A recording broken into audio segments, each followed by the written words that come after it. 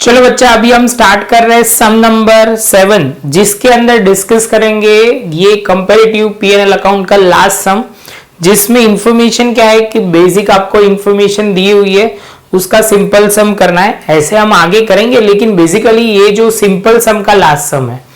तो आप बोलोगे सर इसमें क्या है, profit and loss statement for the year ended on 31/3/2016 and 31/3/2017 of M company limited as follow. Prepare the comparative balance sheet profit, comparative profit and loss statement. जैसे बच्चा ये होता है, इसके बाद आप बोलोगे सर यहाँ पे 16 है, यहाँ पे 17 है, डिक्रीज इंक्रीज एंड परसेंटेज।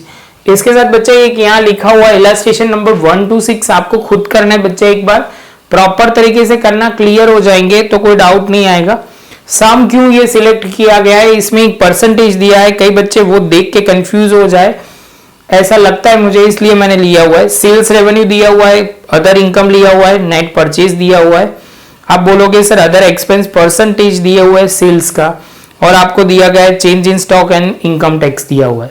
तो आप बोलोगे सर देखो पहले 17 दिया हुआ है, तो सर इस बार ध्यान रखेंगे आगे पीछे नहीं होगा। तो यहाँ पे सबसे पहले 52 लाख लिख लेंगे, आगे चलेंगे तो यहाँ अदर इनकम में 10 लाख लिखेंगे। उसके बाद बच्चा आप बोलोगे सर यहाँ परचेज में लिखेंगे 38 लाख।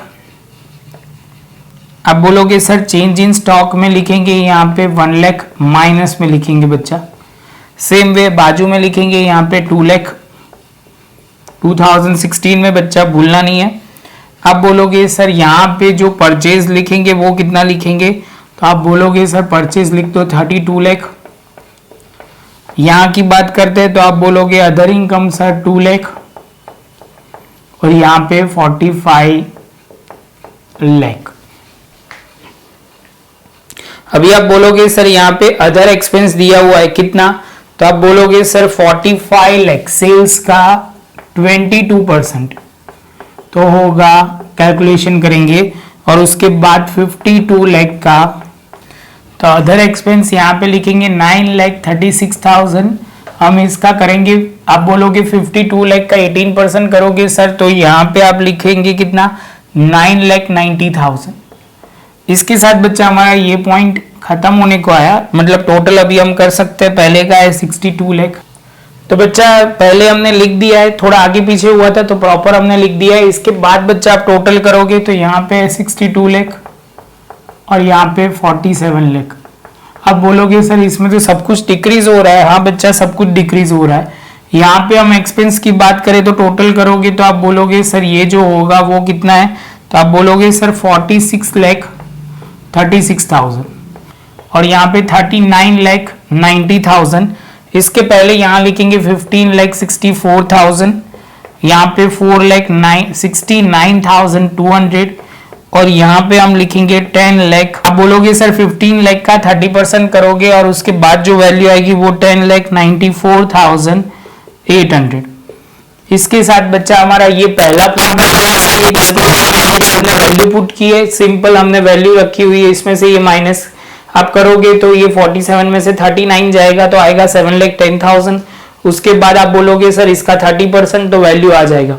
बच्चा ये दोनों आप भी कर सकते हो, इसमें कुछ ज्यादा नहीं है, लेकिन मैं करवाऊंगा क्योंकि प्लस माइनस का कैलकुलेशन अच्छा है इसलिए हम करेंगे।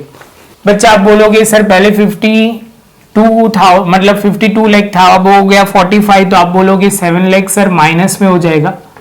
बाद में सेम वे 10 लाख से सीधा 2 लाख हो गया, तो आप बोलोगे 8 लाख हो जाएगा।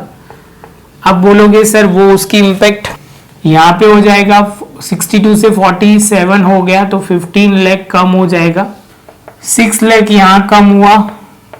इसके बाद 9,90,000, तो एक में अदर एक्सपेंस है वो बढ़ा है 64,000, तो वो ध्यान में रखना है। देखो बच्चा यहाँ पे पहले 2 लाख, उसके पहले 1 लाख से 2 लाख हुआ, दोनों माइनस में और माइनस की साइन, तो इनडायरेक्टली माइनस ऐसे लिख सकते हैं 2 लाख माइनस 1 लाख, और आप बोलोगे सर ये भी माइनस ये भी माइनस, तो 2 lakh minus minus plus 1 lakh, तो हो जाएगा -1 लाख। ये कंफ्यूजन नहीं होना चाहिए, लिख के प्रॉपर बताया हुआ है जिससे आपको गलती ना हो। तो ये 1 लाख हो जाएगा, कैसे होगा वो लॉजिक क्लियर है। यहाँ पे लिखेंगे 6,46,000 जो कैलकुलेशन में हम लिखेंगे। अभी बच्चे हमने सारे पॉइंट लिख दिए, जो मेन पॉइंट जो बोल सकते हैं सबके हो गए, जो हेड थे, इंडिविजुअल, टोटल, सब कुछ। अभी खाली सिंपली आपको डिवाइड क्या करना है, तो आप बोलोगे सर ये तो आपने गायब कर दिया है, तो आप बोलोगे सर 5 डिवाइड बाई 3 इंटू 100, या इसको आप बेस ईयर के साथ डिवाइड करोगे तो पहले में जो परसेंटेज आएगा 13.46। आप बोलोगे सर ये जो है वो आपको लिखना हो तो कुछ इस तरह लिखेंगे 7 लाख